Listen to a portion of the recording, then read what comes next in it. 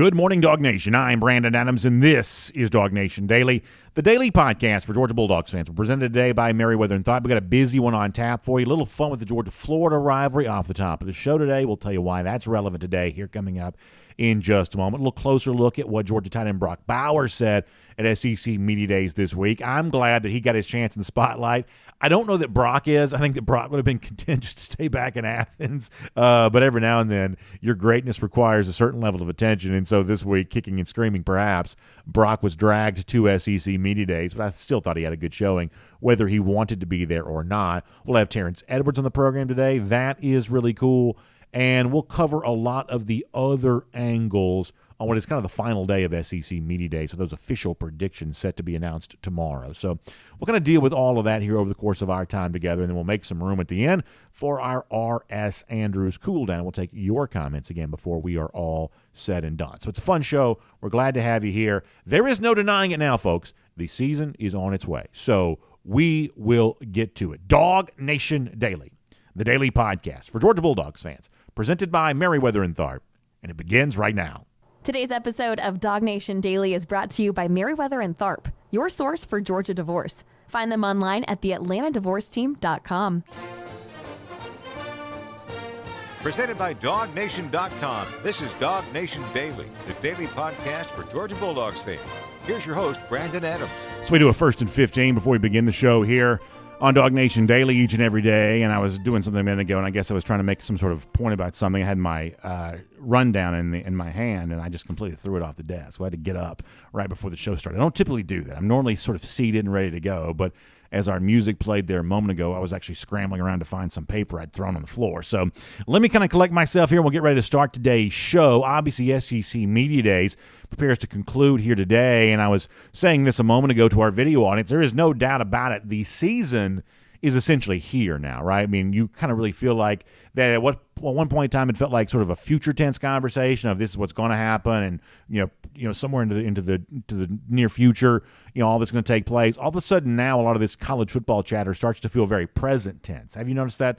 That just sort of feels like we're only a couple of weeks away from Georgia practices beginning, the season itself not too far after that. We are kind of in it, and it feels great to have the season kind of on the doorstep here right now. That's where we sort of think that we are. And one of the fun things that's come out of SEC Media Days this week is a little bit of a log on the fire of the Georgia-Florida rivalry a little bit. You know how we feel around here. We're big believers that a good Georgia fan is a Gator hater first and foremost. We do our Gator hater countdown each and every day. Eddie, the mascot for DawgNation Daily, he loves all of that. By the way, we have kind of a milestone number for our Gator Hater Countdown, which I'm excited about. We'll tell you more about that a little bit later on in our program. And so while Georgia has kind of pursued some very big goals the last couple of years, they've won the last 2 national championships. We believe they'll go for 3 in 23 here this year. College football is still that kind of sport where rivalries don't stop mattering just because you're kind of better than your rivals. Rivals can be sort of a thing that sort of supersedes, maybe supersedes is the wrong word.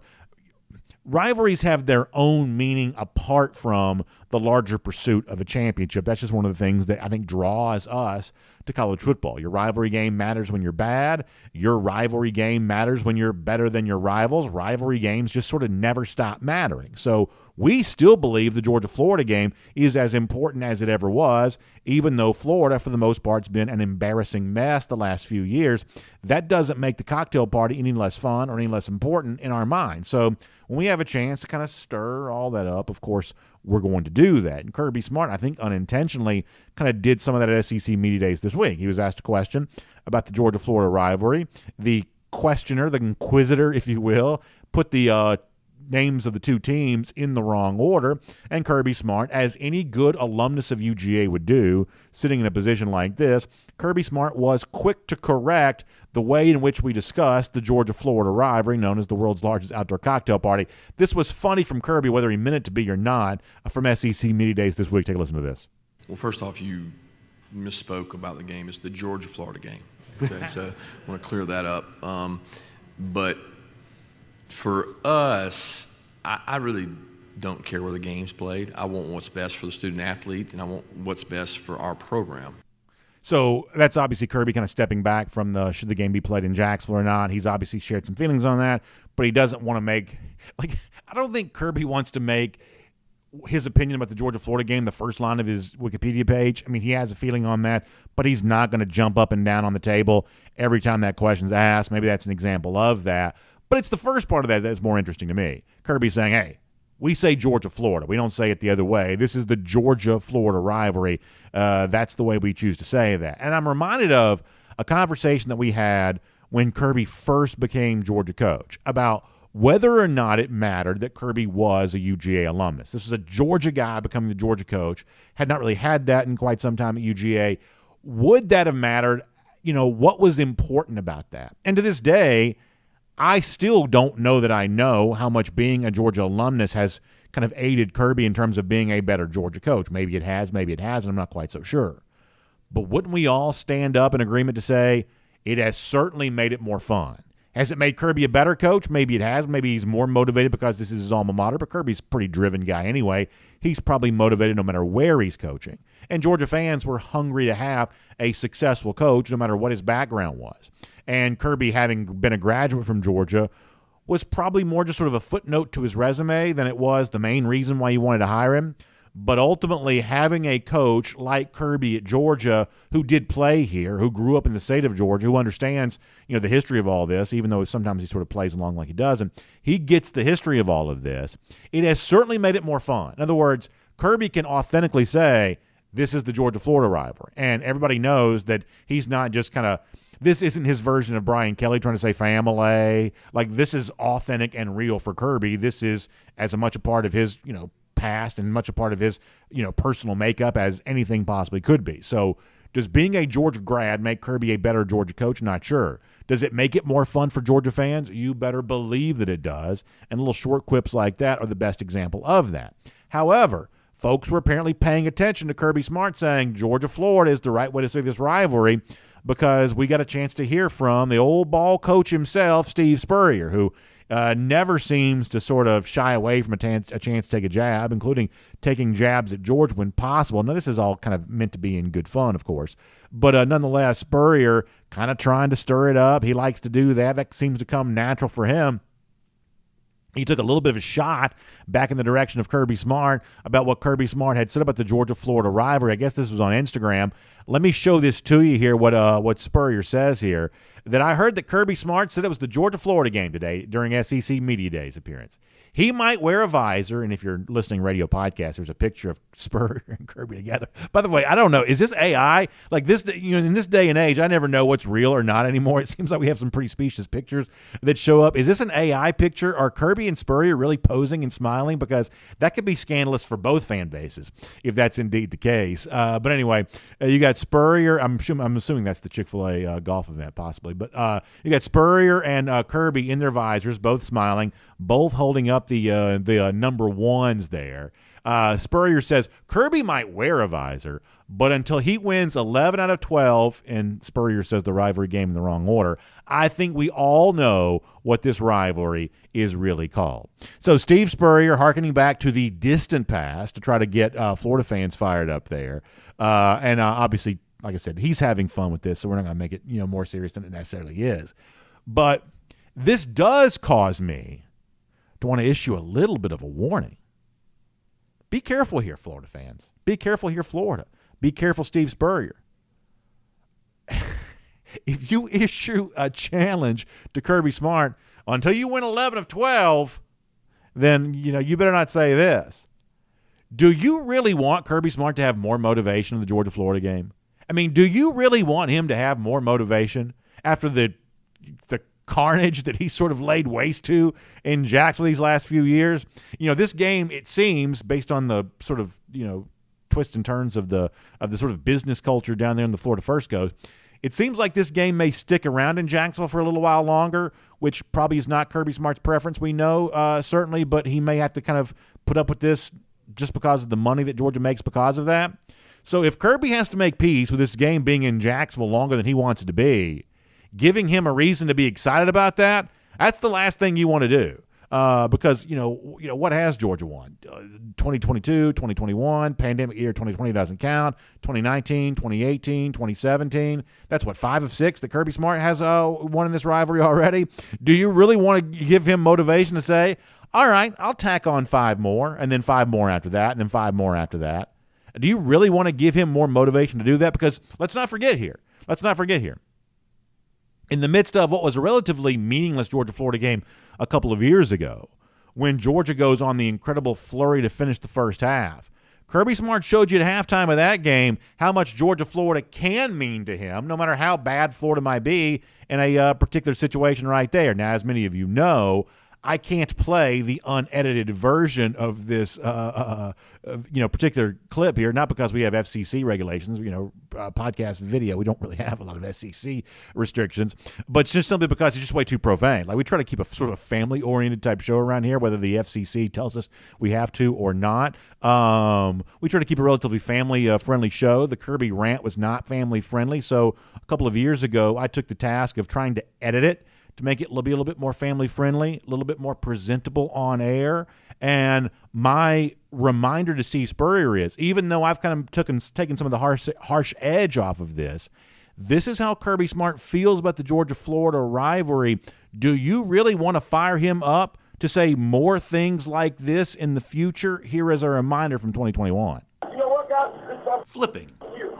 Flipping. Here we do it how we play. It's 0 to Flipping. 0, and you make them never want to play again. Don't say Stop. So they're undisciplined. Behinds. We are disciplined. Physically, I want to break them. I'm talking about Flipping. breaking Gentlemen. on defense and offense. So about every 6 months or so, I like to try to, come up with an excuse to kind of play that clip again. But in this particular case, I don't think it could serve a better purpose. Strong admonition in the direction of Steve Spurrier thereof. Do you really want to fire Kirby Smart up like that? You say, hey, until you've won 11 of 12, whatever the number was, do you really want to make that a stated goal for Kirby, given how much he seems to have enjoyed beating up on Florida these last few years? I'm not quite so sure you want to do that. In fact, I think we sort of saw Billy Napier at SEC Media Days yesterday. Napier was fine. There was nothing wrong with anything that he said or anything like that. But he certainly did not come across as someone who was immediately ready to kind of slow down the Georgia dynasty. He didn't quite seem like he was one step away from doing that necessarily. So perhaps that's just sort of something to keep in mind. Now, I want to shift gears here and talk about something completely different here for a moment. We've got a busy show on tap for you. It'll be Terrence Edwards here in just a little bit. We'll also look a little bit more at some of what happened for Georgia during SEC Media Days here this week, including Brock Bowers having spotlight on him that perhaps he doesn't necessarily love, but I thought that Brock did a pretty good job in the midst of all that there as well. But for a moment here, I want to, because we have referenced some of this stuff before, I want to make sure we kind of follow up on this here right now. You may have seen yesterday that the Atlanta Journal-Constitution issued a couple of corrections to a story that it recently wrote about UGA and some issues there. A couple of corrections were issued to that AJC story yesterday. And the reporter involved in that story has been terminated there as well. You may very well have already read that at the AJC. We wanted to kind of just point you in the direction of that, let you know that was published yesterday. And if you want more about that situation, more about what may have gone on there, then you can read that, online, ajc.com, and see that from the Atlanta Journal-Constitution. So wanted to point that out. That is out there, and you can go and read that if you have not seen that already. My name is Brandon Adams, and this is DawgNation Daily, the daily podcast for Georgia Bulldogs fans, presented today by Meriwether Tharp. And happy to have you with us no matter how you get to us today, live on video. 9:45, 1st and 15, DawgNation.com, and on the DawgNation app. 10 a.m. after that, Facebook, YouTube, Twitter, Twitch. We're on the radio at noon on Athens Sports Radio 96 The Ref, and we are available as a podcast wherever you find them, including the world-famous DawgNation.com. The point is, we're on as many platforms we can find as a way of making the show as easily accessible for you as possible. So whichever way you pick, whichever version of the show you prefer, we're just glad you find us. We're glad you're a part of what we do here each and every day. And we could not do the fun stuff we get a chance to do, making fun of Florida and all that kind of stuff. We would not get a chance to do that if not for great sponsors like our sponsor today, our friends at Meriwether Tharp. Meriwether Tharp, of course, is your source for Georgia divorce. And I realize the Georgia football is fun. Making fun of the lousy, stinking Gators, that is fun. The divorce process is not fun. I understand that, and yet I also understand in an audience the size of ours, it is also a statistical reality that some of you are going through this right now, feel like it could be something you go through in the future, and I want to try to give you this as a reminder that if you feel like that's the next step for you, if you've got questions about the divorce process, our friends at Meriwether and Tharp have answers to your questions. And it's not going to be one of these things where they're going to push you into something that's not right for you, that's not, they don't have a preferred outcome. It's you who has a preferred outcome here. And if that preferred outcome is divorce, if you feel like the relationship is severed, there is no chance to reconcile that, well, that's where Meriwether and Tharp can be great at educating you about what comes next. But listen, they've got plenty of clients. They got plenty of business. They're going to push you into something that's not right for you. So that's kind of, I think, an enjoyable thing. The idea that I can sit down, tell my story, and have a no-pressure conversation coming from the other side because, ultimately what's best for you is going to be what's best for Meriwether and Tharp. They want to guide you in the direction of choosing what's best for you. They view that as their responsibility to you. All the more reason why I have zero hesitation about recommending them to talk with when it comes to this divorce situation. So you can go online. You can find theatlantadivorceteam.com. That's the website, theatlantadivorceteam.com. You can go online. You can see that there. And you can kind of really educate yourself, figure out a way, what kind of questions do I want to ask when I have that free initial consultation with one of those Meriwether and Tharp attorneys. And then you settle in, you look at the situation, and if divorce is right for you, then you can make the decision to hire Meriwether and Tharp to go with you on that journey, to walk with you through that process, because they, as I said, they've handled thousands of these types of cases before. You really gain a lot of institutional expertise, a lot of institutional knowledge when you do something like that. And all that work, good work that Meriwether and Tharp has done in the past, they want to leverage that for you here right now. So find them online, theatlantadivorceteam.com. That's theatlantadivorceteam.com. Meriwether and Tharp is your source for Georgia divorce. All right, so we got Terrence Edwards coming up in a moment. Fun conversation with him today about kind of everything that has been unfolding with Georgia as of late. Look forward to doing that, the SEC Media Days deal, and all that kind of stuff there as well. So we'll do that with Terrence here coming up in just a moment. Prior to that, though, let's go around the doghouse. And it's presented today by our friends at ServPro. And I was joking about this. So you got to imagine that Brock Bowers does not love being at SEC Media Days. This is a guy that probably does not love being, around the media. Not every player's. I think Brock does a fine job. He's certainly, articulate spokesman when he wants to be, but a lot of guys just shy. They don't want to talk. And I think Kirby even kind of joked about this. Good luck getting Brock to say more than 3 words here this week, which is, I guess kind of funny. But the point is that, and this is where, I have to apologize to Brock, but I'm a big believer that if you are one of the best players in the SEC, I do think you need to be at an event like this, assuming that you can. I mean, if you're just the shyest person in the world or you just don't like talking at all, then maybe you don't have to go. I guess we can excuse that. But I think the purpose of media events like this is making the media aware of things they should know. And unfortunately, there has, I think, been a certain requirement that the media gets a little bit more acquainted with a player like Brock Bowers, because I just think, and a lot of this is not a wrong reason, it's not a bad reason, Georgia has been so successful, and a lot of that success has been built on the back of kind of what we think of as sort of an ensemble cast. Large handful of players on defense, large handful of players on offense. There is no one reason why Georgia has won the last 2 national championships. There are myriad reasons. Brock Bowers has certainly been one of those, but Bowers almost hides in plain sight around the rest of the very successful Georgia football players. But that fact has obscured, I believe, an overwhelming truth. That Bowers is, I think, arguably the best player in college football right now. And he is one of the best players in the history of Georgia football. Organization that's been playing the sport since, 1892.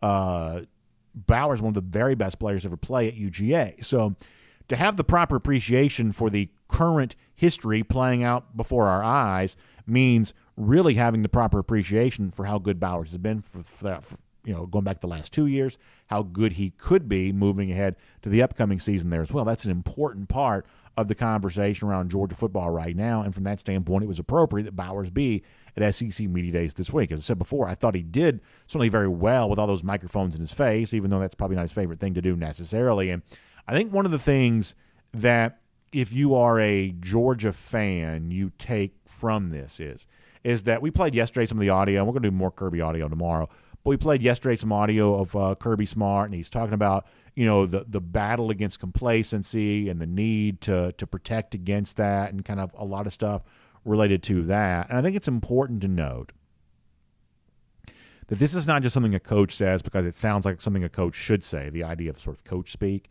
This isn't just something that kind of escapes from Kirby's brain through his mouth and then just sort of disappears in the ether. This is the kind of thing that's also being internalized as a message by the players themselves, because Brock Bowers at Media Days was asked, what does better never rests mean to you? That's a phrase that Kirby kind of used as their slogan, their catchphrase for this particular year, whatever else. And I think Brock, demonstrating a lot of other Georgia players there as well, these aren't just words. This is something that actually means something to these Georgia players. This is what Brock Bowers said this week about the phrase, the slogan that Kirby Smart has kind of stamped here, better never rests, borrowing that from the famous rugby team who kind of introduced that as a concept. This is what Brock Bowers said this week that phrase means to him. Listen to Brock here.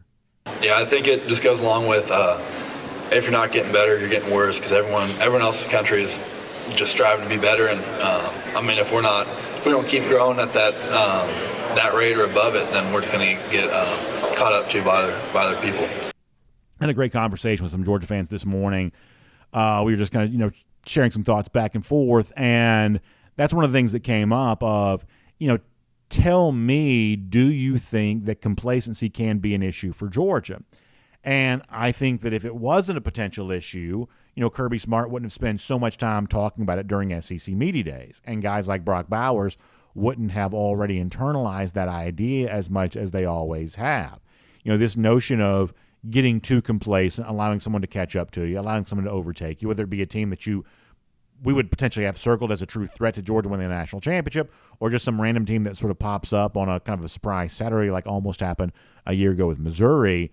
Georgia wouldn't be spending so much time talking about this if it wasn't a very real thing worth considering. I mean, let's face it, there is probably a reason why no one has won 3 straight national championships. It would stand to reason that almost any team that's won 2 straight would still be a very good team coming back for that, that next season. Alabama would have been in 2013. You want to go back and think about, early days of Barry Switzer at Oklahoma, or, some of these teams that have won back-to-back championships. Of course, they were probably a very good team again, year 3 there as well. But success has a way of just not lasting forever. And doing everything you can to make it last a little bit longer is probably the goal that everyone's trying to figure out. And so for Georgia, it's not resting on your laurels. It's not, falling in love with your accomplishments. And it's probably not an easy thing to do. And just acknowledging it as a potential obstacle is probably not enough to defeat it. But boy, it's the first step towards defeating it, isn't it? And Kirby Smart pretty much told us that yesterday. That I can't sit here and tell you, this is a Georgia team that is going to have no issue putting its laser sharp focus on every game that it plays here this season, because that level of intrinsic motivation, to borrow a phrase that Smart also used, is just not easy to conjure necessarily. But what I can tell you is that no one's going to take that idea more seriously than Georgia does. Not just coaches saying it because it sounds good, but coaches instilling it as a message into the players' minds, so much so that they're already talking about it themselves too. So we talked about it yesterday being kind of the threat. Kirby Smart used that phrase, that the threat around Georgia is this idea of complacency. Kirby recognizes that as a leader of this organization. He's helped the players themselves understand that too. And a guy like Brock Bowers saying what he said there, I think shows you just how seriously they take all of this. And that's nice to see. And to kind of put a bow in this conversation, I'll also say this as well. To circle back to what I mentioned a moment ago, it's also nice to see Brock, I think, getting the attention that he deserves. I believe that Brock Bowers could win the Heisman Trophy this year. I believe that Brock Bowers truly is the best player on this team. I think that's probably been true maybe the last couple of years there as well. I think that Brock Bowers is just truly special. And I'm glad to know now it seems like the full conscience of college football now recognizes how true that is. Big season potentially on tap for him, both performance on the field and, as he demonstrates with that clip, strong leadership off the field there as well. And that is around the doghouse. It's presented today by our friends at ServPro. And, of course, we love what ServPro does for folks out there, whether it's talking about a home situation or maybe for you it's a commercial real estate property, whatever your situation might be. If it's damaged, if there's been fire, if water intrusions caused you a big problem, that creates an unbelievable mess. And that's where the restoration specialist at ServPro can step in for you, because your ultimate wish, your ultimate hope for an outcome in a situation like that is you want it to be all cleaned up, put back together like it never even happened. Well, that's exactly what ServPro is all about. Almost working a miracle here and putting all of this back together from a cleanup situation like it never happened. That's what ServPro wants to do for you. Each and every one of their franchises, independently owned and operated. What that means is when you do business with ServPro, you're doing business with someone who's got just as much of a vested interest in the outcome as you do. They want to do right by you because this is their business. This is their livelihood. Well, when you talk about whatever property you have that's been damaged, the home you live in, the business that funds your life, whatever that is, you've won a satisfactory outcome there as well. ServPro wants that with you too. So please find them online. It's servpro.com. That's SERV. Servpro.com, and you can find out what they are able to do for you. And it's great to have them as a part of Around the Doghouse. All right, it's also great to have Terrence Edwards a part of the program here today. A lot to talk to Terrence about. The season is rolling on. We are getting ready for it, and obviously Terrence got some great thoughts on all of that. So let's talk to him here today as a part of DawgNation Daily, presented by Meriwether Tharp. From Athens and across the SEC or wherever the recruiting trail may lead, here's a DawgNation.com insider. Good to have Terrence Edwards a part of the program. I know he's getting ready for the start of the season, working hard at practice every day with his fantastic high school football team. Of course, Milton, one of the top teams in the Atlanta area. That expects to be true again here this year there as well, and Terrence is a big part of all of that. But he's also watching the things that are ongoing at around Georgia there as well, including at SEC Media Days there too. Terrence, I don't remember. Did you go to Media Days in 2002? I don't remember. Were you there? No, I didn't. John Stinscomb and David Green and maybe Tony Gibbert went. Okay. So is that something that you would have wanted to do, or is that something you're kind of glad you didn't have to do? Like, how did you feel about speaking to reporters back when you were a player? Is it kind of like it is now where they would sort of select a few folks to talk after the game or something like that? Did you like talking to the media? Did you try to avoid it as much as you could? I didn't mind. Even throughout my pro career, I didn't mind talking to the media when needed be. Just after a tough loss, you really got to understand that the emotions are high, and you really got to watch what you have to say. But other than that, I didn't have a problem with speaking to the media. Did you ever get in trouble for anything you said? No, I never got into any trouble for what I said. I always tried to keep a level head and understand the moment, even when the moment is not in my favor. Are you kind of like me, just shift gears here, that I was talking about Brock Bowers before you joined us, that it seems like now Brock is finally getting, I think, the credit that he deserves. In my mind, that you want to talk about the very best players in the sport right now, like names like Marvin Harrison Jr., guys like that. I think that Brock Bowers is a part of that conversation. Maybe he's the very best, maybe he's just simply one of the best, but he's not in the second tier. He's not in the next group. To me, if he's fully healthy this season, he is in that top group of very best players in the sport. I think that's been true probably the last couple of years. I don't believe he's always been given credit in that to that effect, but I think now he probably is. I think this week's SEC Media Days helps him with that, and I think it's kind of a good thing to see. Do you agree with me on that? Yeah, I think so. I mean, this may come off a little biased, but I think he's the best football player in college football with just his variety of ways to impact the football game. You don't see a lot of tight ends running jet sweeps. You don't see a lot of tight ends being handed the ball off. And then just his size, his catching abilities, and his yak ability, run after catch, is just off the chart. So, me personally, I think he's the best football player, pound for pound in college football. One of the things that Brock also talked about, and Kirby Smart talked about this week too, is the idea of combating complacency, not getting too satisfied with what you've already accomplished, but staying hungry to go out and do more. And most of us have some experience with this. In other words, I don't know what it feels like to catch a touchdown pass. I don't know what it feels like to block a would-be pass rusher. Those are things I don't quite have a lot of experience with. But I do know what it feels like to think I want to do something and think I'm ready to fully commit to something, only to find out actually my commitment level wasn't as high as I thought that it was. Most people have some experience with that. And so we can more easily put ourselves into the idea of what Georgia players deal with in a situation like that. In real life, in real factual terms, how do you think Georgia actually combats the idea of wanting to go out there and win it again and not being satisfied with the fact they've won the last two national championships the way that obviously the Dogs have? Yes, I think it's something that's been talked among the leaders. I can't remember which Georgia player said it the other day that Nolan Smith is not walking through that door, and Jordan Davis is not walking back through that door. So this team this year, the 2023 team, has nothing to do with the 22 team and the 21 team, even though there were some players that was on that team. So this team has to find their own identity and not rest on their laurels of I've been a back-to-back champion. So I think the seniors on this team is going to be the leaders that don't allow complacency to set in on these players, and everyone is just picking Georgia versus the field, and with the leadership of the coaches, with the leadership of Kirby.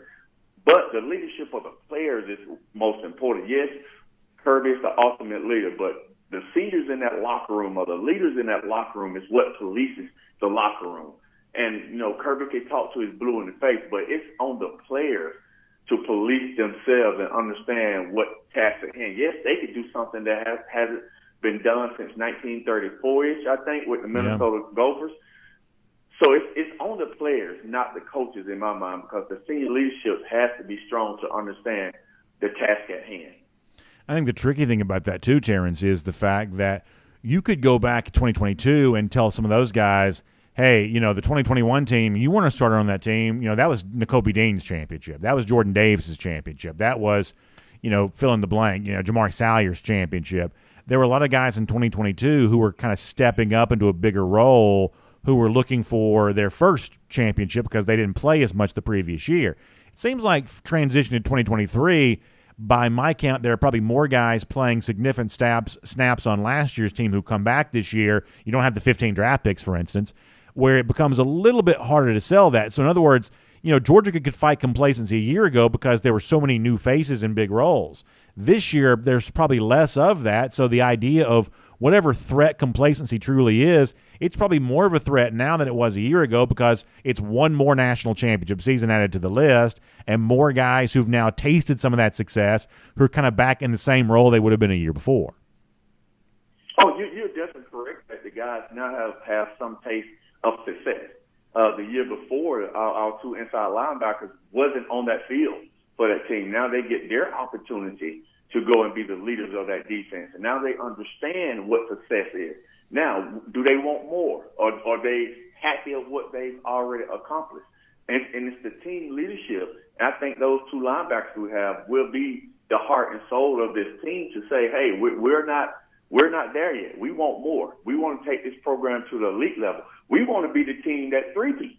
And I think that is something that they can really rely on. Like, to three-peat is going to be even harder to three-peat than it was to two-peat, because now everyone is not a fluke. Everyone is talking about the Georgia Bulldogs as the overwhelming favorite to winning again. So you got to go into every game and win, and that's only going to come from the leadership on that team, and those guys can't sit back and be complacent. I think the Georgia Bulldogs has brought in talented players that understand the game of football and understand we cannot be complacent. We cannot think we're just going to go out there and win, because I know Kirby is not going to allow them to practice that way. And practice brings good habits, and habits usually lead to playing well on Saturdays. So let me ask you one more question about this topic, because Kirby said something interesting. I think it was this week that he said this, that when he references these kinds of things, he references more like Michael Jordan Chicago Bulls than he does Minnesota football from the 1930s, because the Jordan NBA stuff probably resonates with his team a little bit more. And so we obviously lived through the Jordan era as younger folks, and we know what Michael Jordan was like as a leader, pretty tenacious, and frankly not all that fun to be around. In other words, do you think there's a way to have fun towards a third straight national championship, or is the sort of Michael Jordan style of just pushing guys until they almost break, but actually making them better along the way, is that kind of the only way to get this done? Do you have to be the sort of like laser focus of a Michael Jordan, or I guess even like a Kobe Bryant would have been kind of like that? Do you have to be that kind of athlete, like that kind of focus, or is there a way to still have fun along the way to a third straight championship? It depends on the individual. I mean, you look at Mike and Kobe, their leadership styles are a little different than LeBron James and Magic Johnson's leadership styles. But you have to know the heartbeat of the team. There's time and place for everything. There's time and place to kind of be that jovial, upbeat, let's go out and have some fun. It's that time to be on the teammate when you feel your teammate is not doing their best. I mean, just look at Kobe Dean in the national championship game when he got on Channing Tindall for missing an assignment. Then the next play, he was congratulating. So leaders have to figure out what's the heartbeat of the day. And today, each day changes. So each play changes, each second changes. So the team really have to understand what is the heartbeat of this team, and leaders lead in different ways. I want to shift gears here to something else before we let you go today. Obviously, yesterday, an in-state wide receiver, Mike Matthews, 5-star guy. I think, with all due respect to a lot of other players in the state, I think Matthews may be as much fun to watch in Georgia right now as almost anybody is. Now, this year is going to be interesting because Juju Lewis is 1 year older and Dylan Raiola's in the state now. And obviously, Raiola's teammate like KJ Bolden's really fun to watch too. There's a lot of fun to watch players in Georgia. I think Mike Matthews is just a really entertaining football player and certainly a dazzling athlete. He chose Tennessee yesterday. That was expected. It was certainly not expected that he was going to choose UGA. But it does kind of put that spotlight, Terrence, back on, the idea of the 5-star receiver and coming to Georgia. Georgia's going to still get a shot at Ryan Wingo later on in December when Wingo makes his announcement. I think that Georgia's a factor in that recruitment. But I think there were some Georgia fans who sort of thought, hey, you got Dylan Raiola now, and the 5-star receiver is going to flock to play with the 5-star quarterback here. And yet there is still an element in which that's not necessarily the easiest thing to pull off here. What do you make about that kind of final frontier for Georgia recruiting? Now, I'm sure you'll point out, and you're correct to do so, Georgia's doing pretty well with the receivers it is getting. The numbers, there's no problem with those necessarily, but fans still like the idea of winning with a player like Matthews sometime in the future. What do you make about the fact that's just proven to be such a hard thing for UGA to do? I'm going to go back a little bit and talk about like when I was coming out of high school, and the motto was, let's lock down the state. Let's get the very best players out of the state of Georgia and compete. And I'm just looking at now the brand of UGA. UGA is not necessarily trying to get the best players. They recruit the best players, and we are not always getting the best players out of the state of Georgia, but we're a national brand. We're going to go out to each state and get the best players that fit the Georgia program. And, yes, we would like to have Mike Matthews because he's a great player. I mean, he could be a 5-star safety or a basketball player or a wide receiver. So Tennessee is definitely getting an outstanding football player. So I just think a lot of fans now need to realize that every in-state player is not going to want to go to Georgia. And there's a lot of factors in there. Even though we won 2 back-to-back national championships, and you would think every Georgia kid would line up to go to Georgia if they get an offer. But that's not the case anymore. With the advent of social media, with the advent of these kids want to have their own brand. So it's a lot more to do with marketing and brand and what can I do to earn money, not necessarily NIL, but just how can I make myself a well-known entity. And that goes into a lot of this more than I had to deal with. So you look at the Tennessee's offense and what Mike is going to, and that's, understandably. But I think there's a time, too, that the stigma is Georgia is a running school because of the history of Georgia football, not the present. There's some educated people out there that understand you can go to Georgia and still make it to the NFL, even though if you don't get 1,000 yards. But I just think it's the stigma of Georgia has been running back youth for so long, and they still think we run the football, we are a running school, when actually, if you look at the numbers, that is not necessarily the case. So let me ask you this, and we'll close out the conversation with this. And maybe we've talked about this before, I honestly don't remember, but you look at a regular season that Georgia's about to play. There's a chance that a couple of these games are maybe pretty big, but there's also a possibility, Terrence, that Tennessee could lose a couple of times before they play Georgia. Ole Miss may lose more than that before it plays Georgia in November. There's a chance that Georgia just doesn't play a big regular season game this year. There's certainly a possibility of that taking place. And so if you're a big favorite in every game, if there's nothing to really be gained by the regular season, then, Terrence, maybe just for this year in the regular season, Georgia should just turn it loose. I mean, clearly they score a bunch of points in the postseason a year ago, scored 50 against LSU, 40-plus against Ohio State, 65 against TCU. They clearly flipped an offensive switch once they got to the postseason a year ago. Maybe they should just play that way during the regular season. There's nothing else to be gained by this year's regular season. If you're a huge favorite in every game, why not pour it on with the passing game, give some stats to wide receivers? I don't think that's the way you win the national championship. I think you have to be tough on both sides of the ball to win it all. But if the regular season doesn't provide very much in the way of competition, then why not go out there and hang some big numbers to see if you could kind of change your perception with some of these future wide receivers who are going to make some decisions? Does that seem like a good idea to you? It sounds like a good idea to the common fan. I'm a fan now. I'm not a player anymore. And as a receiver, I would love to go out there and get my numbers. But it just does not seem like that is Kirby Smart. I just don't think he will go out there and just throw the ball around, maybe create turnovers, maybe be 3 and out to try to prove a point to recruits. I think winning, and he's going to go out there and be that tenacity recruiter that he is, and he's going to identify players that he feels that fit the Georgia mold, and he's going to go out and recruit the best players, the 5 stars, or you find Jacoby White or Ladd McConkey, one of those guys that's not per se highly rated, but he's going to find something in them to be a productive player. Dylan Bell, none of the Texas schools wanted Dylan Bell. Now I think Dylan Bell is an awesome receiver that's going to help us make plays. I said that last year before anyone knew about Dylan Bell. So I trust that we, going to get the players that fit the Georgia program. But I'm a fan too, so I would love to have Mike Matthews and Jeremiah Smith. I would love to have those guys on our team as well. But I just don't think we would go out and just throw the ball around to show the upcoming receivers that we will and can throw the ball around. Maybe we will, but the Kirby I know, I don't think so. Terrence, it's always great to talk to you. So much great insight from you on everything going on with UGA and, of course, the state of Georgia there as well. You're a big part of all of that. And you're also the Terrence Edwards Wide Receiver Academy. I know you've been working hard with those middle school guys here this summer while the high school guys are getting ready to start their season. So for people who want, more access to you and the training you provide, but also just some of your thoughts on football, because you're sharing those on social media there as well, how can they connect with the Terrence Edwards Wide Receiver Academy? Yes, just like you said, I'm definitely looking for the middle school kids right now.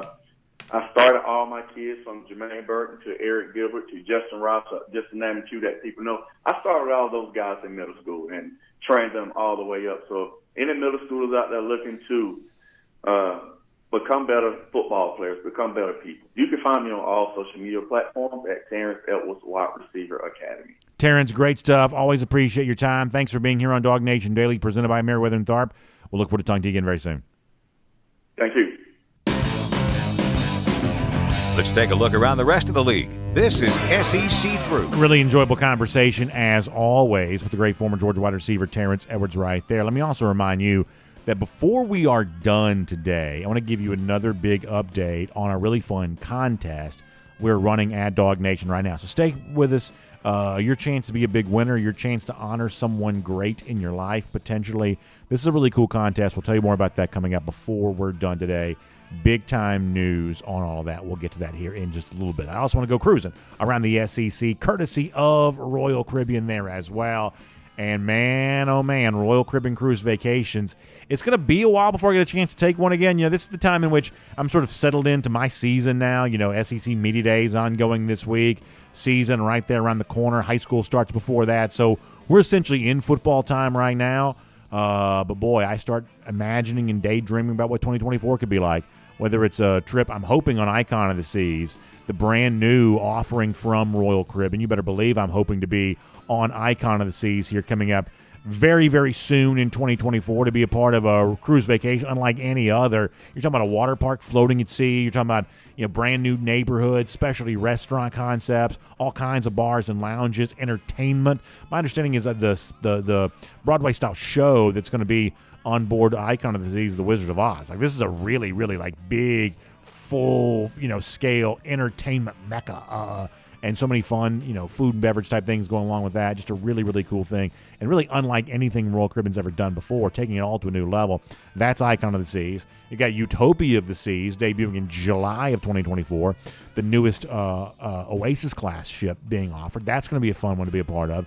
Those are 3 and 4 night sailings going out of Port Canaveral, which is really cool. The fact that now Royal Caribbean for the very first time is about to start offering those shorter sailings, because for some people schedule-wise, the 3-night or the 4-night sailing just makes more sense when you're trying to get a lot of people on the same page and try to navigate schedules, things like that. The 3 and the 4-night sailings just going to make more sense. And Oasis-class ships for the very first time are going to be pursuing those itineraries in 2024, which is exciting, including the DawgNation cruise in April of 2024, April 22nd through the 26th, on board Allure of the Seas, one of those Oasis-class ships, one of the largest, coolest ships that you'll see at sea. Just an amazing thing here. Bigger and better, more DawgNation theme events, more things to do on board. Still going to Perfect Day Coco Cave. That's a big part of all that for me. Also going to Nassau in the Bahamas there as well. We've had an unbelievable response thus far to our DawgNation cruise for 2024. Bigger and better than it's ever been. And you have a chance to get in, be a part of that right now. RoyalDogs.com. That's the website. RoyalDogs.com. You can be a part of the DawgNation cruise in April of 2024. Cannot wait to have you on board for all of that. All right, so let's talk for a moment about some of the things ongoing at SEC Media Days. The final coaches and players roll through today. By tomorrow, we'll have the voting taking place and announced for first team All-SEC, for the order of finish, the winner of the 2 divisions. By the way, for the final time, we'll announce preseason picks to win both the SEC East and West. There are no divisions moving forward in the SEC. We'll have the predicted team to win the league. As Connor Riley pointed out to us when he was with us on Monday, Georgia actually hasn't been picked to win the SEC. I believe he said since 2004. That would have been David Pollock, David Green senior seasons, and the other Georgia players who were kind of involved in that. Even in 2008, when Georgia was preseason number 1 in the AP and the Coaches Bowl, apparently they were not picked to win the SEC. I'm assuming Florida would have been that particular season. So we haven't seen Georgia picked to win the SEC a lot. We will see that happen this year. The weird part about this is that Georgia will find itself seemingly in a precarious position if it is indeed picked to win the SEC, which obviously it's going to be. The media has a nasty habit of not getting its predictions right. I believe they've only gotten it right in terms of who's going to win the SEC 11 times in the last 30 years. So conventional wisdom oftentimes proves to be anything but conventional when it comes to the SEC media types trying to make their predictions here right now. So Georgia will not only be picked to win the league for the first time in a while, they'll be one of the few teams hoping to actually avoid the media curse, if you want to call it that, but that's going to be the pick that comes out on Friday. We'll see how close a team like Alabama or perhaps LSU comes to matching Georgia's vote total. My guess is it won't be particularly close there on that, but we'll see that. And speaking of Alabama and LSU, I am curious to see how those two teams are treated in terms of the pick to win the SEC West. I have a sneaking suspicion that Alabama is going to garner more votes than LSU does. I believe that's going to be the case, which sort of harkens back to a conversation we've had about LSU before. Now, you got to be pretty, in the weeds of like SEC media stuff to care about this. But the debate we've had a little bit is LSU a media darling, or are they being overlooked and disregarded unfairly? And I would tell you that over the course of the calendar year, those two ideas have kind of, sort of evolved a bit. That I think LSU has had more love as of late than it did early in the year, because I think people sort of assumed that Alabama would retake its rightful spot atop the SEC West, and then people saw what was a little bit of a lackluster spring practice from Alabama, and that caused them to reconsider the tide, which opened the door for LSU. So we're going to find out kind of once and for all, is LSU sort of a media darling and maybe overhyped moving into the year, or are they underhyped and unfairly disregarded? The vote from the SEC West side of things could tell us that. My prediction is it will be Alabama who gets that nod. My prediction on the field is the media will turn out to be wrong on this. I think LSU is just a better team. Better at quarterback, probably 2 quarterbacks on LSU, better than anything that Alabama has, and probably a little deeper around the roster overall. Return of Mason Smith being healthy. Harold Perkins, obviously defensive star. It does seem like this week one of the things we've been wondering about has been confirmed. It sounds like they're going to play Harold Perkins as kind of an inside linebacker this year, which to me seems weird, but I'm also a long way from Baton Rouge, so maybe that makes more sense if you're in the in Louisiana. Maybe that makes a little bit more sense there. But this is an LSU team that I think can be really good, and I believe they will be better than Alabama, but I don't believe that's the nod that the media gives them here this week. And the other thing about the voting is it'll be interesting to see how many Georgia players are named preseason, all SEC picks. That's going to be interesting to see. Is it 5? Is it less than that? I don't think it'll be more than that. But, somewhere in the neighborhood of, 3 on offense, couple on defense. That's somewhere in the neighborhood of what I sort of expect to see. And if that is indeed the case, that sort of bolsters the idea of why Georgia is such a heavy favorite in the league right now. But one of the guys who would disagree with that apparently is J.C. Latham. And listen, I do think that Latham's a very good offensive lineman. I do believe that Alabama this year has a chance to have a very good offensive line. Latham was quite boastful at media days yesterday. And it's kind of interesting. Some people sort of thought that Nick Saban was a little more, is it demure? Is it the right word? He's a little more, a little more understated with some of his comments from the podium, almost not coming across as incredibly confident about his team. Maybe that was, maybe he was intentionally sandbagging. But to me, there's an interesting contrast here where the Georgia players sound exactly like Kirby Smart. The same language, the same tone, the same everything. They are clearly reflecting the overall mantra expressed by the key leader, the top leader, Kirby Smart. Whereas, you got Nick Saban, who I think from the podium was fairly measured and, frankly, kind of curious about his team. And you got a guy like J.C. Latham who said things to the effect of, he thinks the Alabama standard is still, the standard in the SEC. He's certainly not inferior to Georgia. His expectation is Alabama wins the national championship, all these kind of things. And the truth is I'm not going to rip Latham for that kind of stuff too much because, if you're a player, wouldn't you want to be competent in your team? So I'm actually not going to rip Latham on any of that kind of stuff too much. But I am going to point out that it's a lot more boastful than the tone that his coach took. And you just kind of wonder, well, is there a disconnect between coach and player here kind of moving forward where Alabama players think they're still Alabama because they're putting the Alabama uniform on, but Nick Saban, who's just got more experience evaluating these guys year after year, sort of realizes that, hey, not every Alabama team sort of cut from the same cloth, and maybe he's sort of waiting to find out what kind of cloth this Bama team is truly cut from. Tuscaloosa is going to be fascinating this year. And some of that's fascinating because if they're good, they obviously potentially stand in the way of Georgia. But there's also an element in which the Crimson Tide are really interesting for reasons that have nothing to do with UGA. This is either an Alabama team that sort of retakes its spot near the top of college football, perhaps reaching back to Saban's coaching past as a way of reclaiming that, or this is a team that on the heels of losing 2 regular season games a year ago is no better than that this year, which I think would send a pretty strong signal that the era of Alabama is over. As of now, it's not over. As of now, they have a possibility to reclaim what was once theirs. But if they go, another year without making the college football playoff and provide another year where there are potentially multiple regular season losses, which is at least a possibility, at that point in time, the tone around the SEC would have changed, and it would have moved against Alabama. We'll see if it plays out that way. Talked to Terrence a moment ago about Mike Matthews making the commitment to Tennessee. I think he's a really good player. We obviously talk about, Georgia with Terrence a moment ago about the pursuit of 5-star wide receivers, whether or not you can get in on a guy like Wingo, who's going to make his announcement coming up in December. Obviously that's been a topic for Georgia fans for a while.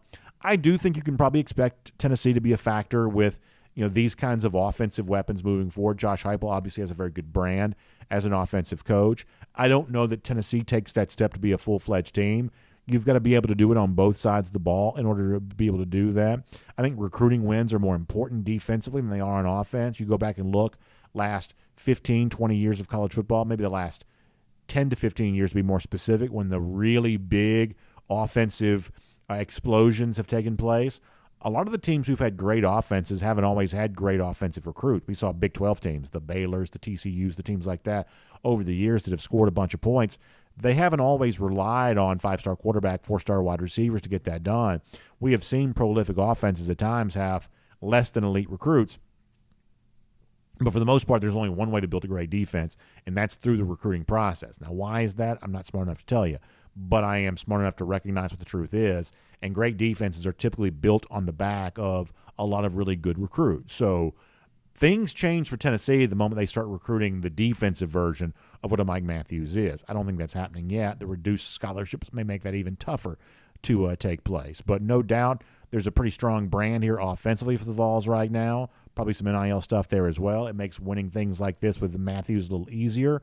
But can they do that with regularity on both sides of the ball? If they want to be a championship contender, they're going to need to. They're not doing that as of yet. Speaking of great defensive recruits, we have a commitment date now for Justin Williams, the 5-star linebacker. That is July 24th. That looms now really pretty soon. And this is one of those battles of all the big names soon to decide. Seems like Georgia may be in the best position with Williams as possibly anybody. We don't really quite yet know about Williams-Nwaneri. The now on 3 rates as the number 1 prospect overall. A lot of talk about Missouri, a lot of talk about Oklahoma. I would say that Georgia's still a factor there. But Williams is the guy that seems like, for now, Georgia may be best positioned with among the elite recruits who have not committed as of yet. So we'll find out in just a few days if that is indeed true. And then a little bit of a shout-out to Florida here, to be fair and balanced. They did flip a 4-star wide receiver, kind of ranked outside the top 250. But nonetheless, 4-star wide receiver T.J. Abrams from Florida State. Obviously, Mike Norvell's planted a little bit of flag there at Tallahassee. So Gators fans are clearly going to celebrate when they pull one out of that Seminole program. In the case of Abrams, the receiver, they have done that. And Billy Napier, a lot of questions being asked about him on the field, and I think rightly so. He has had a pretty resounding response to some first-year questions with what he's done with his 2024 recruiting class thus far. They're ranked near the top, and they have clearly brought in a larger number of top players than they have in the past. And so Billy Napier should get credit for that, and he will here, at least for a moment. We'll make that cruising around the SEC, courtesy of Royal Caribbean. Now, I told you a moment ago that I want you to be aware of a contest ongoing at DawgNation.com right now. We are celebrating some outstanding teachers, and we're depending on you to help us celebrate them. So when you go to DawgNation.com, you can find an easy thing to click into right there and make a nomination for a great teacher in your life. This could be a teacher you know in your family. This could be a teacher that's taught your children. This could just be a teacher you know in your community. There are really no rules there on that. Just a teacher that you know that's doing a great job. Nominate them to be one of our outstanding teachers recognized here courtesy of our friends at Kroger. Because coming up the week of August 7th through the 11th, we're going to announce a winner of our Kroger Outstanding Teachers Contest each and every day here in our program. And the winners are going to be drawn from the nominations that we're getting right now. That's ongoing here. Now, the really cool thing is that the teachers who win get a chance to win not just 1, but 4 incredible gift cards, including, how about this, a $100 gift card from Kroger there as well. So it's 4 great gift cards, $100 gift card from Kroger as a part of all of that there too. And you got Bath & Body Works, Home Chef, Target there as well. So you got 4 great gift cards. You have a chance to win there on all of that. And the cool thing is it's not just the teachers who have an opportunity to win here.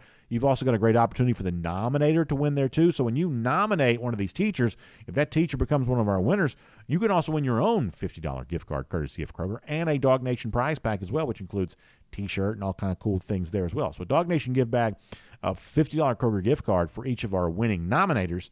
And the nominator, the teacher that gets nominated, has a chance to win 4 big gift cards. What a great way to start a really fun, brand new school year. 4 great gift cards going the way of our outstanding teacher winners. So we'll announce those the week of August 7th through the 11th. But go to DawgNation.com to make your nomination here right now. And not only could the teacher be the winner, but you yourself could be a winner there as well as one who provides the nomination. By the way, don't forget, grilling season still in a fun, high fashion here around the summertime area. A lot of teachers getting ready to go back to school, but they're not back to school yet. They're soaking up and enjoying that last little bit of summer. All of you should be doing the same thing. And as you're getting ready for everything going on this grilling time of year, outdoor time of year, don't forget to check out our friends at local Kroger to do a whole lot more on that, or stop by and check out the website Kroger.com. In-store or online, Kroger's got you covered for everything you need to get ready for this grilling season. All right, so on the show to kick things off today, we made fun of those lousy, stinking Gators, and never a bad thing to do. In fact, that's the theme for our golden shoe here today there as well. Our buddy John Paul Williams running in to say that he's eating those Gator bites and making sure the Gators stay in line at Gatorland down here in Orlando, repping the Dogs. First of all, I love Gatorland. I like a lot of those Florida tourist attractions. Gatorland's a fun one. That's a really, really cool thing to see. Look at John Paul Williams there just riding that Gator. He's got that thing subdued. That's awesome to see, and enjoying those Gator bites there as well. What a fun summertime that is. Good stuff there, and a well-earned golden shoe for a couple of great photos as we mock those lousy, stinking Gators. And by the way, Gator Hater Countdown, we've reached quite a milestone. 100 days from now, Georgia beats Florida. You know the season's getting close when the Gator Hater Countdown actually starts to feel like it's getting a little close. Just 100 days out from the cocktail party. That's good news. We'll see you tomorrow. DawgNation Daily, presented by Meriwether and Tharp.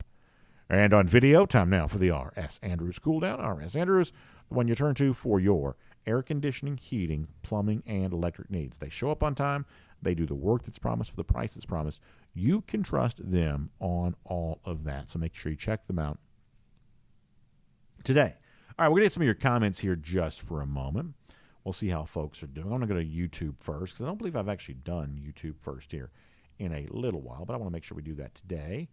And then we'll kind of bounce through the various sections, and we'll just sort of see how folks are doing. All righty.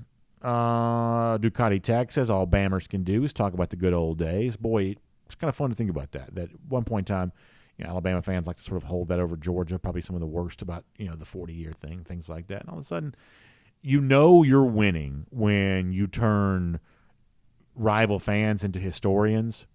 Florida fans hearkening back to Steve Spurrier, hearkening back to 2008. A lot of that stuff starts to feel like a long time ago, maybe more so than they kind of realize.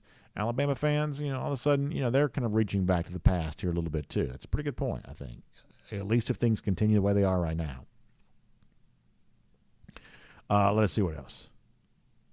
Frederick Meredith says Alabama's going to be likely looking up at Georgia for the foreseeable future, like everyone else, but they're still a very formidable adversary. Yeah, I am not ready to fully proclaim the Alabama demise, but I am on guard that it could take place. I think that's the appropriate way to view that here right now. Let's see what else. Paul Moon says Bama fans can only talk about 40 years for such a long time. Now they're bringing up 100-year-old stats. BA's Ty Stone Cold Style says I think that Bama beats Tennessee. They lose to Texas and LSU. Tennessee loses to Bama and South Carolina, taking the win of the sales by game 11. I think that Stone Cold Style here could be onto something where I do think Tennessee winning at Alabama is an entirely different animal than what they did last year winning the game in Knoxville. I think that's probably true. And I do think that Tennessee is likely to lose at least one more game prior to that, whether it be, they have what I think is a fairly tough game against Texas A&M, obviously the South Carolina game. It is entirely possible, as Stone Cold Style points out, that by the time the Georgia-Tennessee game takes place, it doesn't feel nearly as big this year as it would have a year ago. That's entirely possible. Now, it's also possible that Tennessee actually, kind of goes on a little bit of a run again, and maybe they're better than their current preseason projection is. But, my money would be on being slightly worse than that. So the one game that a lot of folks do have circled for Georgia, there's a chance that game's not very tough either. At least a possibility. Andrew Hughes asking about the Jalen Hayward commitment yesterday, I should say decommitment a couple of days ago, what that means for the future of KJ Bolden. I think those two things are probably slightly independent, just from the standpoint that Hayward almost certainly would have had to have known that Georgia's been recruiting Bolden very hard. I think the issue for a guy like Hayward may be more around the idea of, Georgia's got a lot of depth in that 2024 class from a safety standpoint. Woodyard and what Bolden might provide. That some of this may be less about, KJ Bolden's on the way, more so than it is about the idea of, wow, just look at all the safeties in this class. Janelle Aguero's a true freshman, going to try to get on the field here this year. This may be more about the numbers game than the specific name of a KJ Bolden, because, Georgia was going to take Bolden, or at least hopes to take Bolden, whether Hayward would have stayed in the class or not. So I think what it does is put a bigger spotlight on the Bolden announcement on August 5th. And what you hope is, if you get the commitment on August 5th, holding on to him for the rest of that recruiting cycle, I think it probably puts a little bit more of an emphasis on what's going to happen with KJ Bolden. But I don't know that the Hayward decision is right now being treated as a precursor to what KJ Bolden's going to do. Jonathan Aaron says, is it me or is Saban's age catching up with him? Some of the stuff he talked about really didn't have to do anything with the question, and Sunbelt Billy just repeated himself. Yeah, it's kind of funny. So, listen, to Saban's credit, I think that he is in what appears to be remarkably good health. And, I think that he probably deserves a lot of credit for that. I certainly hope that I'm anywhere near as good a, health when I get to be his age as he is right now. To his credit, I think he is in pretty good health. But I do think that energy wanes just a bit. I'm not saying that I know for sure that Nick Saban's has. I'm saying that even if your physical condition is still pretty top-notch, I would say for his age, seems like his probably is. I think your desire to solve hard problems probably goes down a little bit as you get towards the end of your career. That if you can hang around and win an easy extra championship to sort of punctuate your career, of course you'd want to. But if you're kind of put into a position where you're sort of starting over from scratch again, does that fire still burn as bright as it once did? I'm not quite so sure that it does. And so if we see age creeping in as a factor for Saban, that might be what it is. It's like the old line from the action movie back in the 80s, I'm getting too old for this stuff. Like there could come a point in which, while Saban's certainly still plenty healthy enough to, run around and do whatever he wants to, the idea that he wants to kind of put himself back in the position of a builder again, having to build a program that needs being rebuilt up to a certain extent, that's where he might find the energy level lacking just a little bit. Andrew Hughes is saying, I've been telling y'all this is Saban's last season. I certainly think we could be closer to the end than people realize. I do think that's the case. Paul Moon also mentioning the big dollars that Nico Imaleva supposedly got as part of last year's class, that Mike Matthews likely would have noticed that and saying, hey, I want some of that for me. I've seen what you've done for others, and I want that for me. Yeah, I'm sure there's probably some of that going on there for sure.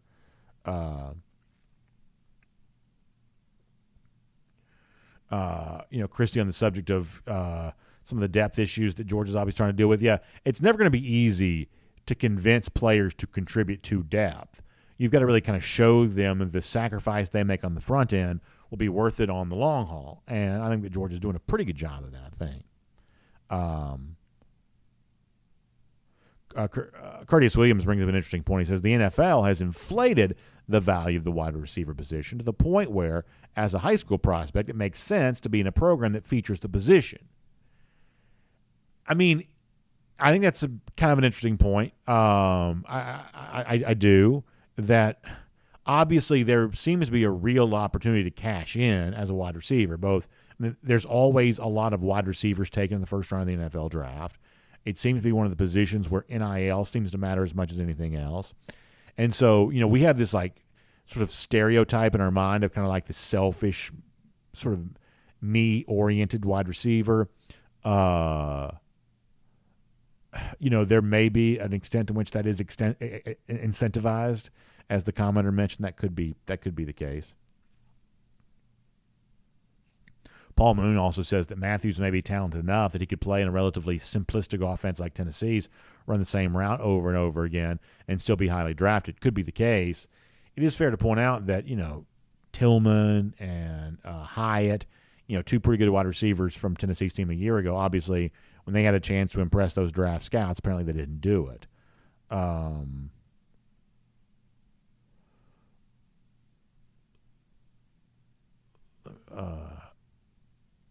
Nature Gator points out that Matthews just probably wants to go catch bombs from Imaleva at Tennessee. And as I said, I think that Josh Heupel's got a pretty good brand as an offensive coach. And as long as he's at Tennessee, my guess is they're scoring points. And certain offensive recruits are obviously going to be attracted to that. There's no doubt about that. I think one of the things that we should probably consider is that when the Georgia program started under Kirby Smart, Kirby chose to do something that's pretty hard.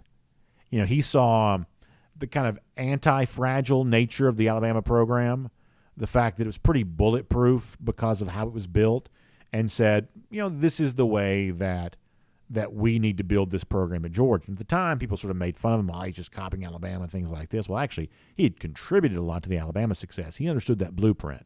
And I do believe the way in which Nick Saban built up Alabama with Kirby's assistance did create sort of an anti-fragile situation where it was just really hard to topple them. You may beat them on a particular Saturday, but being better than them for a full year was just not an easy thing to do because of the foundation that the program rested on. And so at Georgia, Kirby said, we got to build this program the same way, and that's for the most part exactly how he's done it.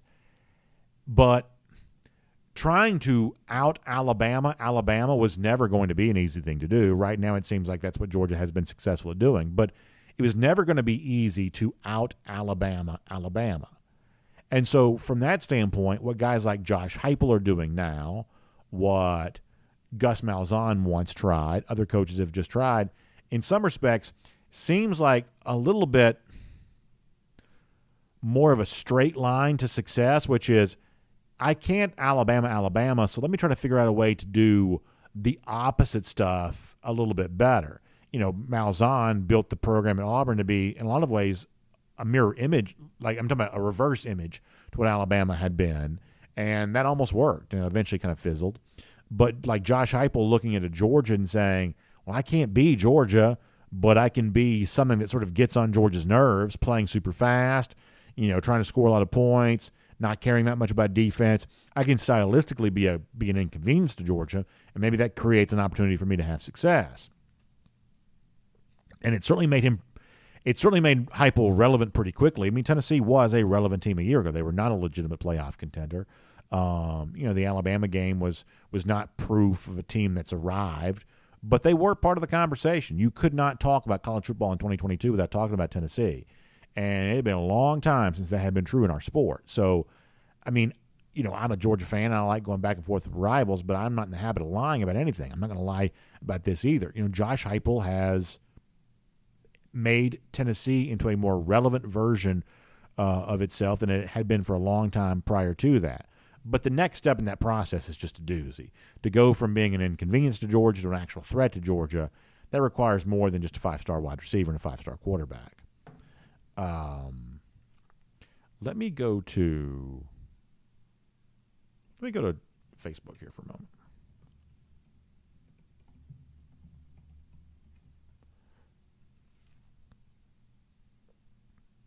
On Facebook, we get a few comments. We may wrap up a little bit after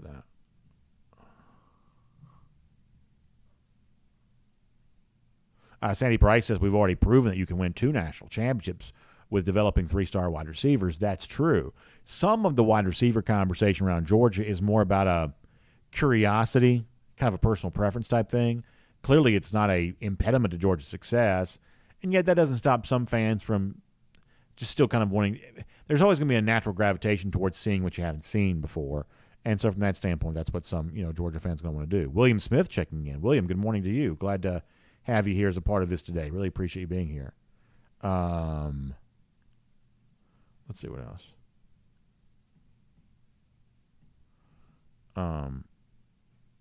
How about this? Zach Adams says, my uncle won $1 million on a $10 scratch-off in Waycross, so we all went to Panama City Beach. He just threw money at everything. He spent every bit of it in 2 months and doesn't have a thing to show for it now. That's like a movie. That's like Brewster's Million. I see Brewster's Millions when you're younger or whatever, and back in the 80s. That's amazing. That's amazing. I mean, it shows you a couple of things here. I would say that it's be hard to spend $1 million on like Thomas Drive in Panama City Beach, but $1 million, and especially in this day and age, probably doesn't go as far as it used to. I mean, that sounds like this incredible amount of money, but it probably wouldn't take as much to spend $1 million as you might think that it would, which is probably the first thing that's true there. But to go through it that fast is kind of amazing. I'm glad you got to go along with the ride on that. Sounds like you got some fun out of it. But I do sort of hate it for him to have nothing to show for the $1 million. That's pretty wild. I mean, probably lost $450,000 out of taxes on that, I'm guessing, unless the $1 million was after taxes. But let's say, so United, you're talking about $550,000. That's still a lot of trips to Club La Vila. Is Club La Vila even still open? That's still a lot of trips to Spinnaker's. I hadn't been to Panama City in a while, but Captain Anderson's for the seafood. Is the pirate ship restaurant still there? What's that place called? The one that has the big ship, the pirate ship. I used to love that thing when I was a kid. Oh my gosh, eating in a pirate ship was like the coolest thing in the world. Is that still there? I haven't been to Panama City in a minute, but it sounds like y'all had a lot more fun in Panama City than I ever did. Ray Duke says it's so laughable to me that BA thinks that Saban needs to, quote, rebuild. In the last 3 seasons, Bama's won a national title, 2 SEC titles, lost 4 games. Georgia won 2 national titles and 1 SEC title, lost 3 games. Not so much difference between the two. That's certainly one way of looking at it. I would also say that if you go back and look at Alabama standard now. So Alabama overtook Georgia in the overtime period of the national championship game in 2017.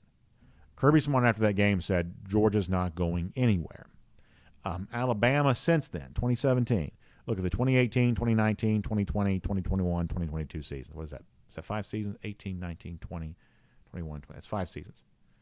Alabama has only won one national championship in the last 5 years. Now, that's still a lot compared to most programs, but it's not a lot compared to Alabama, who had won prior to that in 17 and in 15 and in 11 and 12 and in 9. The national championship standard for Alabama has clearly slipped since the 2017 season. Got blown out in the 2018 national championship game. Didn't make the playoff in 2019. The championship they did win, I should say, was in 2020. Now, let me ask you this, and I know people when I say this, people think I'm, trying to be snarky or making fun. Did the 2020 season count? Is that the same season as all the other seasons have been? A year in which teams were hardly practicing, playing a different number of games. The stadium was empty. The Alabama championship, Alabama fans obviously want to claim it, but look at the rest of the SEC that year. Texas A&M finished in the top 5 of the country. Have they done anything like that since then? Had they done anything like that before then? Florida won the SEC East, came even close to beating Alabama in the SEC championship. Was that a precursor of what was to come for Florida, or was that the weird outlier that you sort of toss away? I'd suggest it's the sort of weird outlier that you would toss away. Look at, guys who became big-time draft picks because of success that year. The BYU quarterback who ended up going to the New York Jets, he's fizzled out. He's flamed out. Indiana was good in 2020. There are a lot of weird things happened in 2020 that actually turned out not to really matter all that much. Georgia was kind of a bad defensive team in 2020. Has Georgia ever had a bad defensive team other than that under Kirby Smart? Gave up huge point total against Alabama. Gave up huge point total against Florida. Really kind of struggled, defensively, at least compared to what we typically see from Georgia. So if the one championship the team's won the last 5 years took place in a year that does not quite feel like the same college football that every other year has been,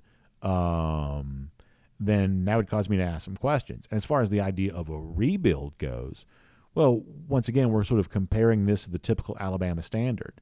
Alabama last year lost what might have been the best player on offense in the country, Bryce Young. Certainly strong case to be made for that.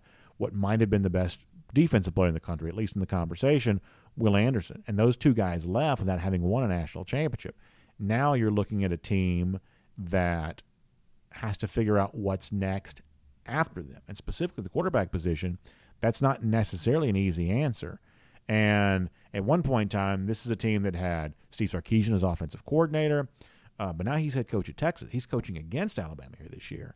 The replacement for him is Tommy Rees, who even Alabama fans are kind of not all that enthused about.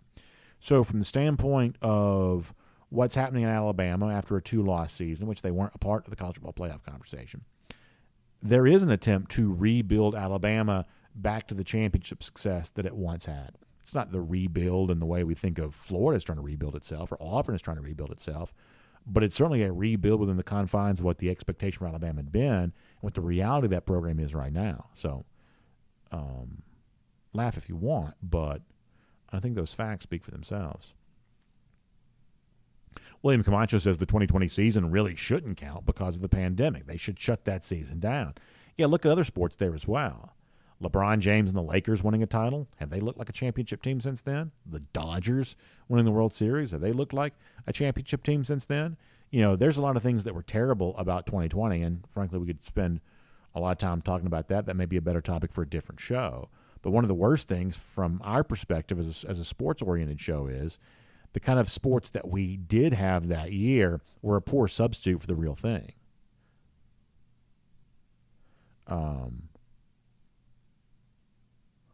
Becky Rutledge said if she had her big lottery win, she would be talking from Naples every morning instead of here. I don't know if she means Naples in Italy or Naples down in Florida, but either way, it'd be a pretty nice place to be from. The closest I've ever come to having any kind of lottery success, this was shortly after the lottery started here in Georgia, early 90s, when one of the first big paydays happened. I forget how much it was, but it was like a 9-figure payment, $100-something million, whatever it was. Pretty big money. So I bought a ticket, and when you're young and dumb, like I thought I was going to win. It's one of those things. I thought I was going to win. And I got 3 numbers and the Powerball. So I won $100, right? But like you can imagine, like I'm thinking I'm going to win. You know, you're looking at the ticket. The person on TV is like rattling off these numbers. I've got this one. I've got this one. I've got this one. I've got this one. And you know, ultimately, only won $100. But that heart was beating fast there for a minute because that's still a lot closer than I don't play the lottery a ton. But when I have bought a ticket, I've never come anywhere that close. I've never come that close since then. But when you're holding that thing up and those numbers start flying up there, like, oh my gosh, I'm about to win this thing, because it takes you a little while to process what's happening here, for sure. Let's see what else.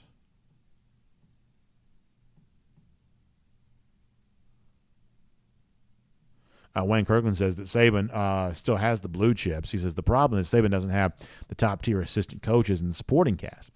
That could be true. I mean, remember from like you said, the blue chip standpoint, our buddy Bud Elliott, who does the blue chip ratio, Bama's still number 1 in that category. 90% of their roster are former 4- and 5-star prospects. But once again, to go back to sort of the weirdness of the pandemic, the highest-rated recruiting class I believe Alabama has had was the 2021 signing class that would have been put together during the pandemic year of 2020. A lot of those guys have not panned out. And that's just a fact. So Alabama, I think, is suffering in some cases from some misevaluations. Ty Simpson, the quarterback, right now appears to be a misevaluation. And you can still lean on the overall roster strength to still build a very good football team. I believe that Alabama will have a chance to do that. But as the commenter also pointed out, there's a good bit of attrition from that coaching staff there too. You know, Kirby can rightly say, hey, all 10 of our assistant coaches worked here a year ago. You know, Todd Monken may be gone as offensive coordinator, but Mike Bobo is still on the staff. And most of the position coaches for Georgia are seemingly well entrenched and don't show very many signs of wanting to go anywhere. That you know, Georgia's just been able to hold on, lately anyway, to its assistant coaches in a way that other programs oftentimes don't. Alabama has certainly been forced to reboot many, many times. Some of that's also because, you know, Saban seemingly likes to scapegoat assistant coaches when things don't go well. But you know, that it is certainly true that Alabama has definitely lost its share of effective assistant coaches. And it's also not a joke. You know, Pete Golding did not feel like the right fit at Alabama defensively. Tosh Lapoy felt like a bad fit for them before that. They've had a hard time with their defensive coordinator situation. That's why they wanted to hire Jeremy Pruitt, it would seem, this offseason. But I think Saban had the premonition that Pruitt might be unhireable, and now with the show cause hanging over his head, he probably really is.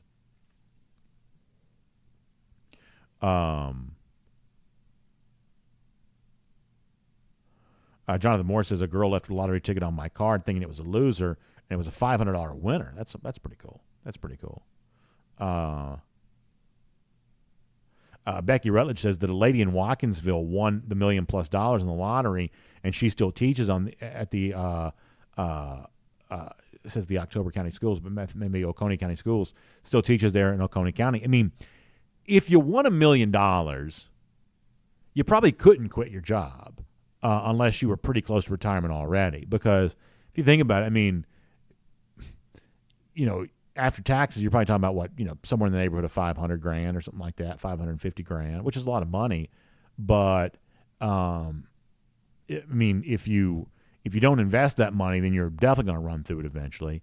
But if you do invest it in something safe that gives you a safe return, you know, that's a good supplement to an income, but it's probably not enough of an income to cause you to quit your job, is it? I mean, trust me, I'm not turning it down.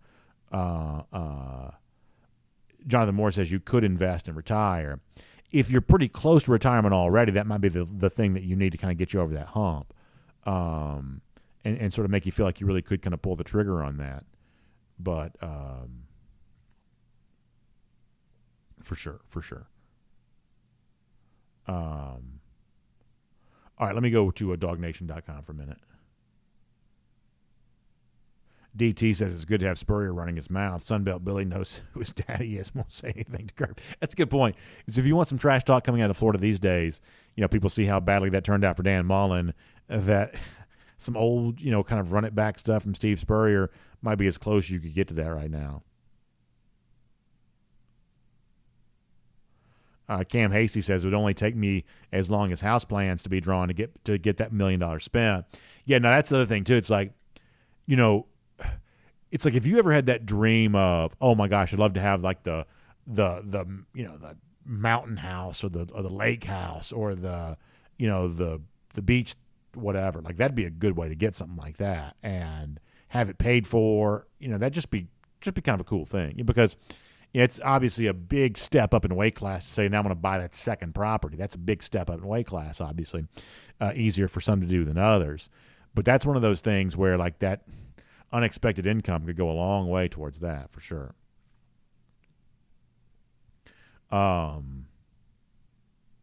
Lee Burkett says since Spurrier never beat Georgia as a quarterback, it's always going to be Georgia, Florida. I agree. Third and Will pointing out something that we haven't talked a ton about this yet, but I think we're at episode 1992 today. We are getting very close to our 2000th episode. And we've talked a little bit about what we might do. I mean, it's not really in my habit to do a lot of, I don't know. I mean, I'm a little bit of a carnival barker, but I'm probably not, a carnival barker about myself very much. I just don't do that kind of thing very much. So I'm obviously really excited. The 2000 shows for me is a big deal. And I appreciate you noticing that. I really do. It's a big deal just because for personal reasons, I guess. But so I'm obviously really excited about that. I've never done anything as long as I've done DawgNation Daily. Not my entire professional life have I, been able to kind of enjoy the longevity we've been able to enjoy here. I'm very, very proud of that and really excited. I like round numbers. 2000 is a really cool round number. It seems like we hit our 1,000th just yesterday, and here we are, another 1,000 tacked on it. You realize, oh boy, if the thousands keep adding up like this, then this is going to go by faster than I want it to. You sort of realize that, but I am very excited about it. I don't know how big of a deal I'll make about all of it, but I am very excited about it for sure. AJ Ferraro on the subject of how the Georgia players performed at SEC Media Days. Yeah, I think Georgia players make you proud for the most part. I'm always happy about that, and I think that a lot of that does kind of come from the top down. I think that's right.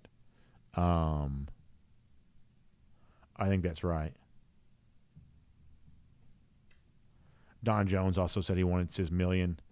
Yeah, I guess if, it would be fun to just go on a big spending spree like that, right? I mean, I think some of y'all would say I'd probably go on a bunch of Royal Caribbean cruises, and I guess I probably would. Like, I do like that travel, right? It's like, to me, it just kind of re-centers me a little bit and kind of just sort of gets me sort of refocused. We probably spend in our household we probably budget a little bit more for travel than Dave Ramsey would tell us we probably should. We don't go into debt for it or anything like that, but we do.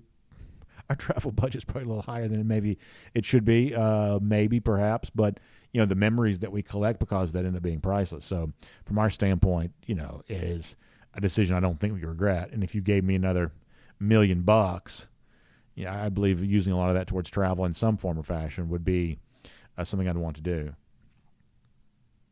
Jerry Dogfan says, I can't remember how long I've been watching. I know it's been at least 4 years. Well, listen, I'm happy to have you. It's always fun to know that we've got folks who've been with us for a long time, several years. Always cool to know that we have really new people. The numbers would lead you to believe we have new people that join us every month, and that's kind of a cool thing there too. Certainly over the course of a football season, you gain a lot of new people each and every year, and they kind of become part of the fold there. So I'm very, very thankful for that. There have been lots of, a lot of things happen, right? And you're always kind of wondering, what does this mean, for what we do? But, my plan is always stay focused, do my job. I don't get involved in a lot of drama.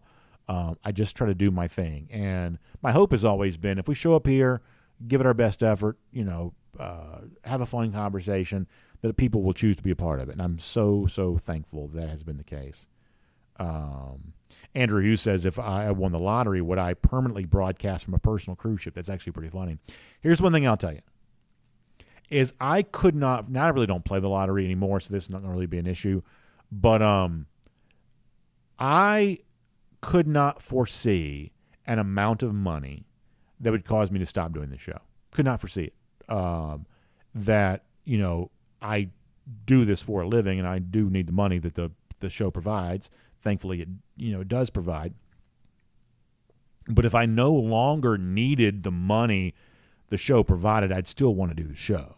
And I'm really thankful for that because, I do think that work is important. There's an element of you do work because you got to provide, but there's also an element that, good work that you feel, proud about is kind of important for reasons beyond that. And so I do like the fact that if you gave me an 8-figure sum of money, big dollars, if I started making coaching money, I'd still do the show.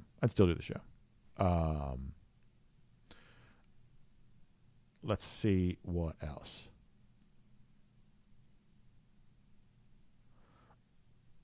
Andrew Hughes likes the new website. I'm glad to see that. Jay Shipes in here having fun as always. All right, we are going to get ready to go. Jay Shipes says, I don't roll out of bed for less than a G. Jay, that is pretty funny. That is pretty funny. All right, let's get ready to go here today. Anything else before we go? I'm kind of worn out today. A lot of good stuff, a lot of fun conversations. Jonathan Moore says he better go buy a lottery ticket now. It is sort of fun to think about what you would do with a lot of money. It is kind of a fun thing to think about. I think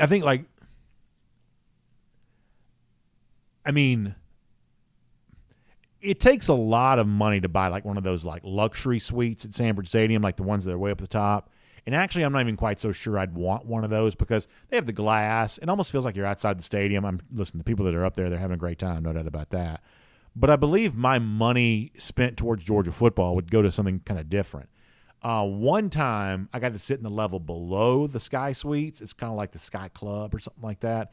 It's open air, sort of regular seats, kind of like the club level is. It's just a little bit elevated. That's pretty fun. I would say, you had big bucks, something like that. They're going to convert the current press box into luxury seating at some point in time. That's actually probably, if I had big bucks, buying into something like that wouldn't be a bad deal. I wouldn't mind having an RV. I'm not sure I could drive an RV, but I wouldn't mind having an RV and going to some of the games RV style. That'd be kind of fun. Probably take some big bucks to be able to do that. I wouldn't mind doing that. So, yeah, if I had the big dollars, putting it towards something in the Georgia football world, probably not a bad idea. Becky Rutledge says, don't forget Jeff tonight at 8. Is Jeff, I think he's on vacation, isn't he? Maybe there's something going on that I don't know.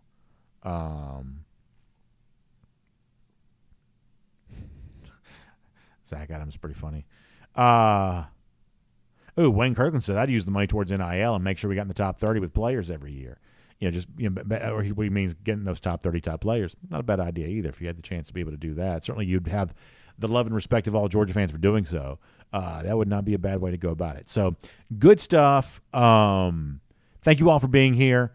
Y'all check out RS Andrews online, rsandrews.com for your air conditioning, heating, plumbing, and electric needs. They take good care of you. They'll get that AC unit tuned back up to factory fresh specs. You can trust them on all of that today. And we'll see you back here tomorrow. DawgNation Daily, presented by Meriwether Tharp. You have a great day, everybody.